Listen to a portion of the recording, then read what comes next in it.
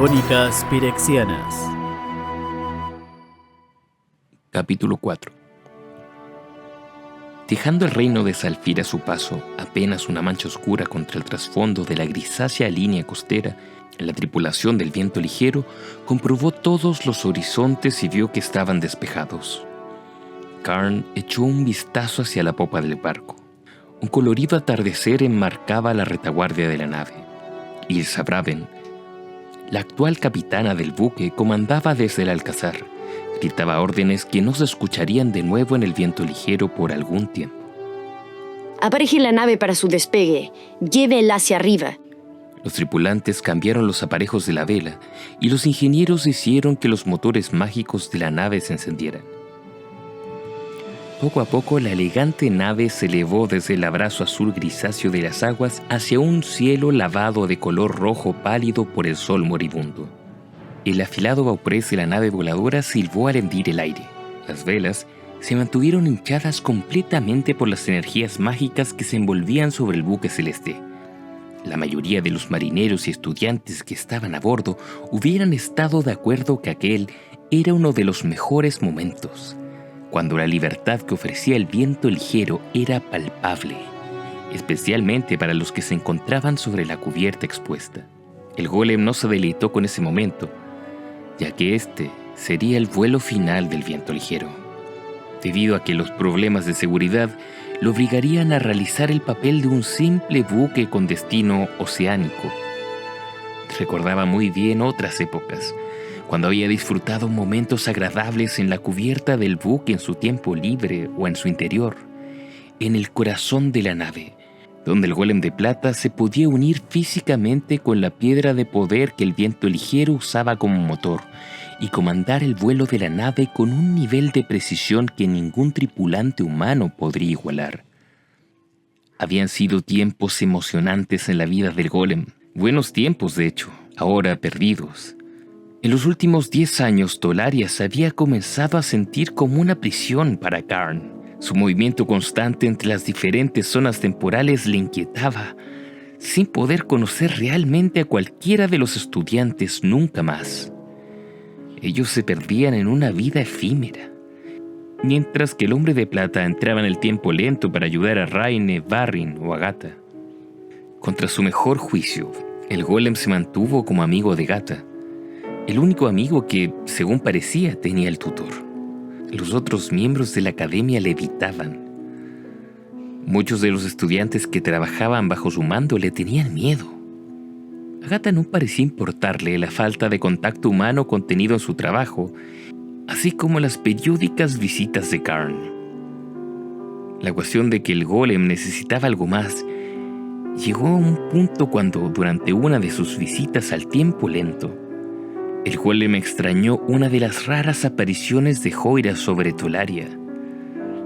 El golem de plata no tenía resentimiento por las convocatorias de Gata, pero éstas le hicieron entrar en una depresión personal que solo Varrin y Raine notaron, y la cual se atenuó con unos cuantos gestos y palabras amables.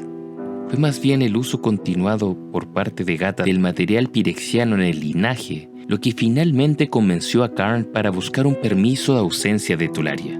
Muchos de sus súbditos seguían naciendo malformados y casi todos ellos, hasta el momento, se volvían malvados en cierto grado a medida que maduraban de forma relativamente rápida en los ambientes de tiempo rápido. El golem se había hallado incapaz de reconciliar su amistad con Gata y ahora sentía repulsión hacia las prácticas del hombre. Karn recordó los años de lucha contra la pequeña comunidad pirexiana que alguna vez había infestado Tolaria. Recordó las terribles criaturas que en repetidas ocasiones alzaron en nuevas formas aún más horribles, y las numerosas buenas vidas que se perdieron debido a ellas. Recordaba fácilmente sus grotescas características, la mezcla de artificio y carne, y el cáustico olor del fango y el aceite que ellas llamaban sangre. Todavía podía oír la chirriante cacofonía de ruidos que era su lenguaje y sus gritos. Y lo peor de todo, se acordaba de su propia empatía por las negras pesadillas, esa pequeña chispa en su interior que reconocía a los pirexianos como sus propios congéneres. El golem sabía de la negra piedra de poder que le daba su verdadera vida, el corazón de Sancha.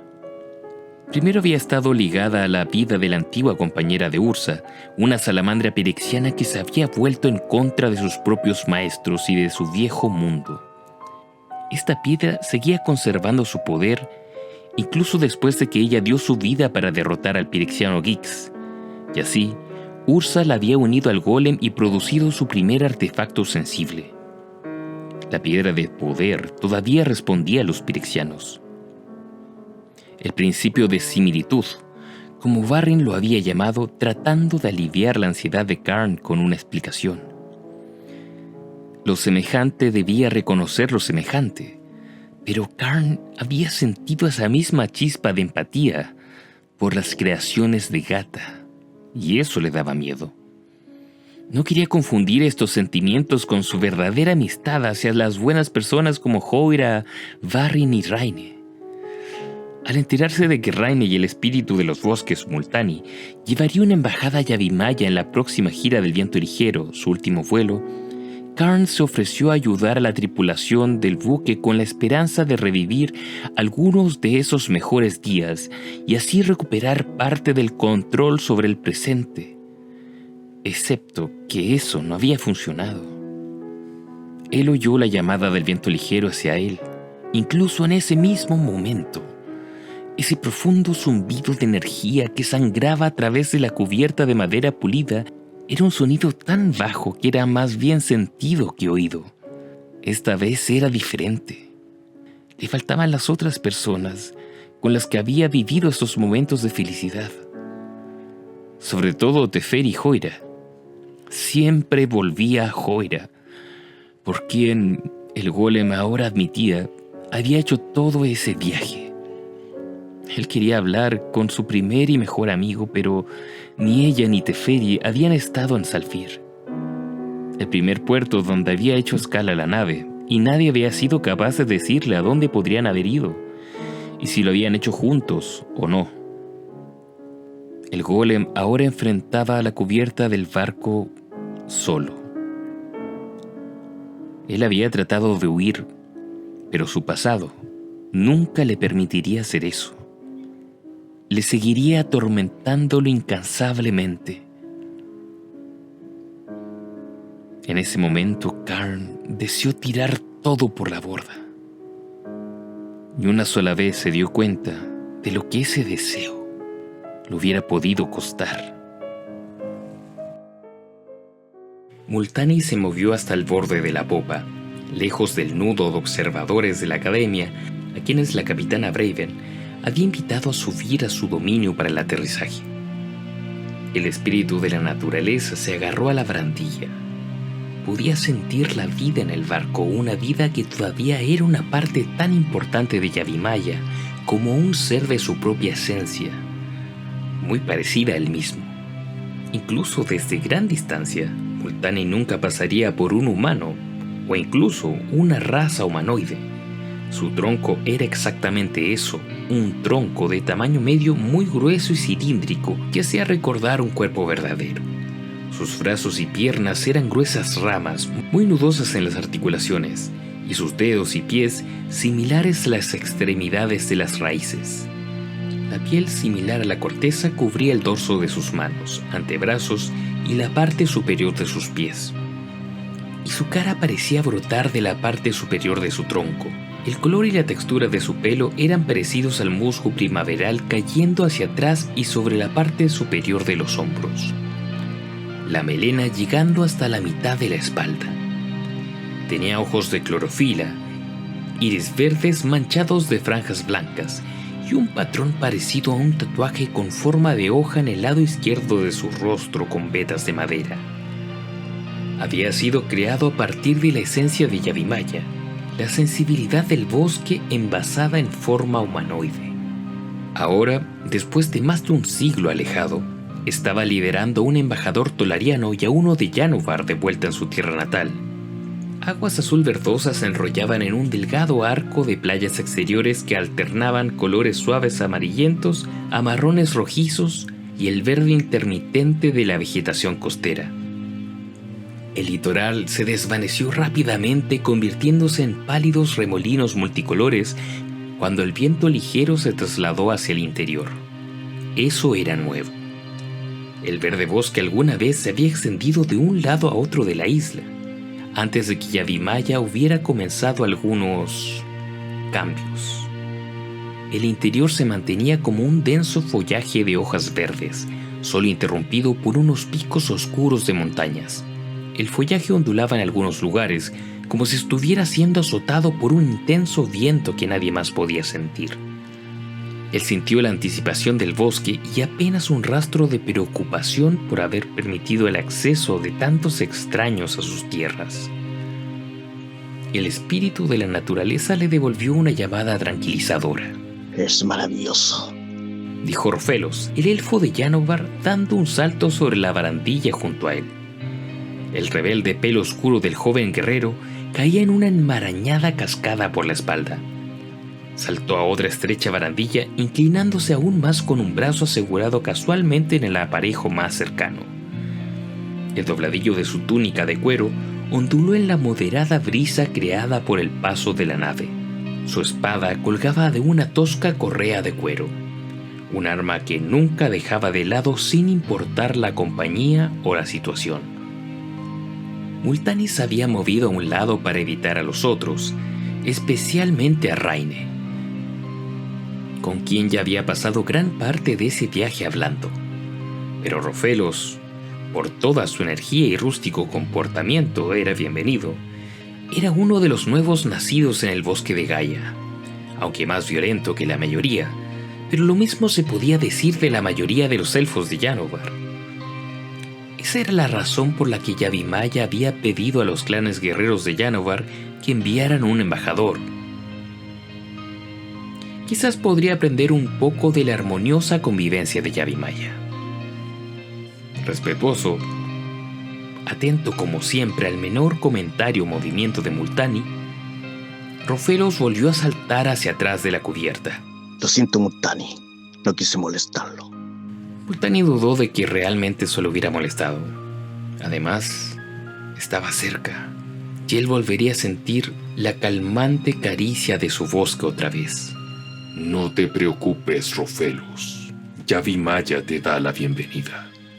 Rofelos se rió con orgullo por el reconocimiento, ya fuera de Yavimaya o de Multani mismo. El espíritu de la naturaleza no pudo estar seguro. En realidad no importaba. Tal vez Rofelos aún no podía apreciar plenamente la magnífica creación que era Yavimaya, pero sin duda se puso de pie ante el pequeño asombro que le provocaba el espíritu de la naturaleza. Multani observó al elfo cuidadosamente.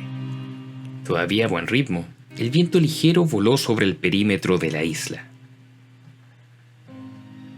El elfo miró un poco el paisaje. No hay playas, no hay arenas o rocas, solo Yavimaya. No encontrarás nada de arena. Tenlo por seguro. Por debajo de ellos las playas habían sido consumidas por una maraña de gruesas y espinosas tramas de raíces. Estas se extendían hacia afuera desde los pequeños bosquecillos de vegetación costera. Luego se rizaban y agrupaban mientras corrían a través del espacio abierto y finalmente se lanzaban hacia los fondos menos profundos del océano.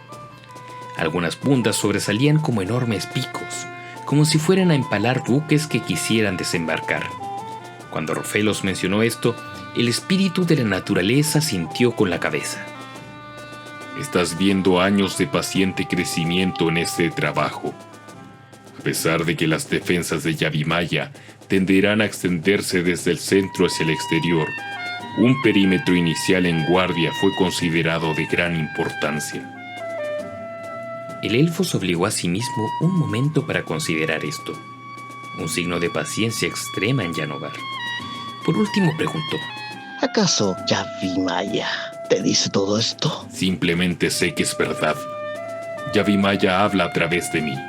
No tiene necesidad de decirme nada. A medida que la red de raíces costeras y bosquecillos aislados desaparecieron, el viento ligero cruzó sobre lo que parecía a primera vista un desierto pintado. El aire se congeló y se convirtió rápidamente en una fría brisa.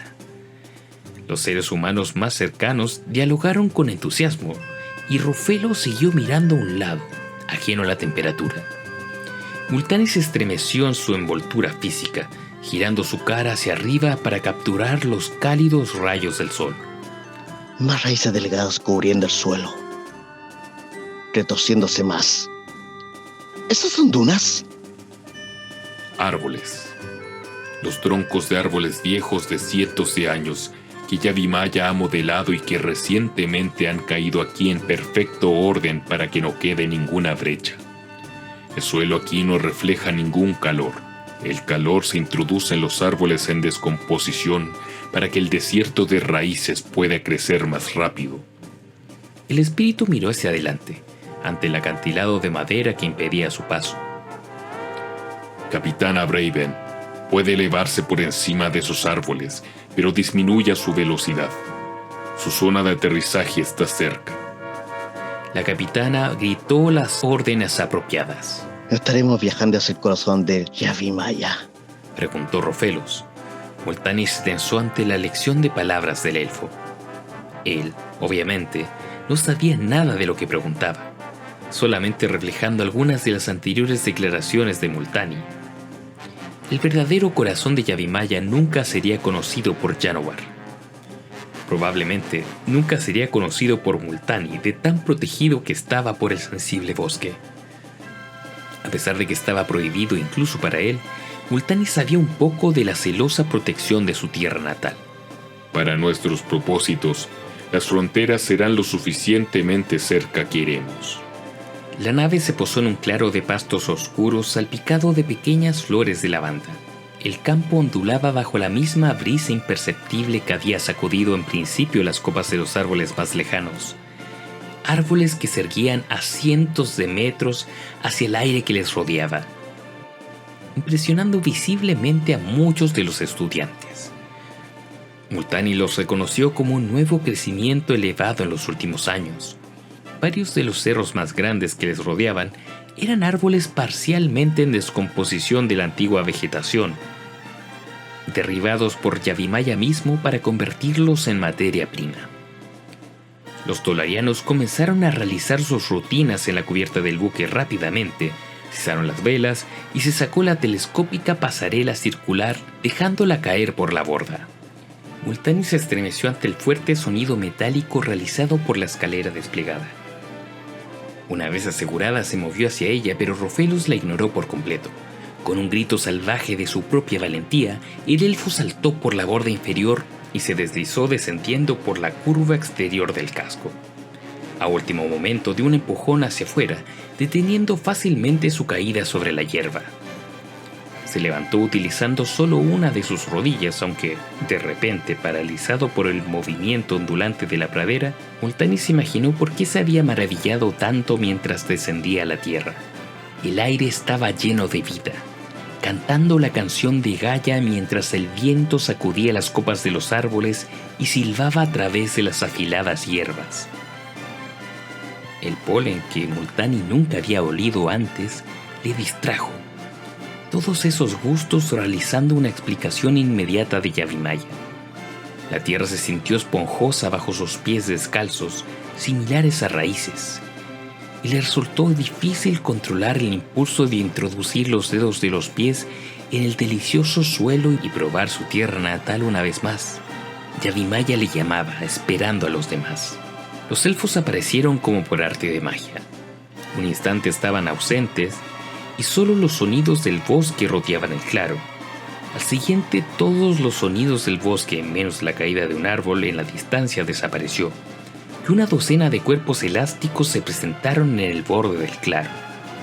Se movieron a través de él con una agraciada cautela, como si no quisieran salir de la protección del bosque. Todos eran de pelo rubio y piel blanquecina, con semblantes tan delicados que parecían seres frágiles. Raine caminó al lado de Multani, y el espíritu de la naturaleza dio un paso atrás para distanciarse de ella.